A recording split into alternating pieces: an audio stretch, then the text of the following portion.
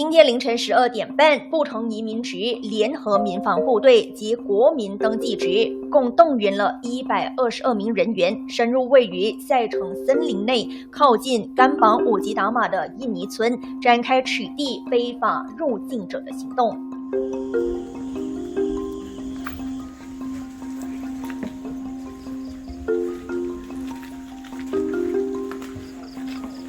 根据移民局收到的情报，村内有50至70间的简陋木屋，居住着约70至80名非法入境的印尼人，涵盖男女老少。然而，当取缔队伍抵达现场时，却意外发现村庄几乎人去楼空，仅有4名男女留在村内。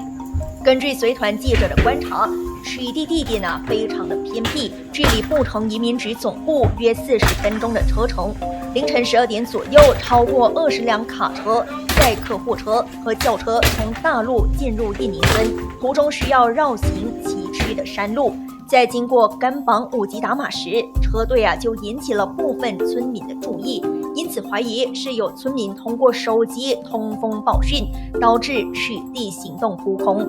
执法人员最终只在村内发现2男2女印尼人，其中1名男子因为未持有合法证件而随即被逮捕。他向执法官员透露，在他们抵达之前，村民已经收到通知，所有非法入境者纷纷及时逃离，并躲藏在附近的森林中。不过，由于未发现其他的非法入境者，相关取缔行动最终在凌晨约2点半宣告结束。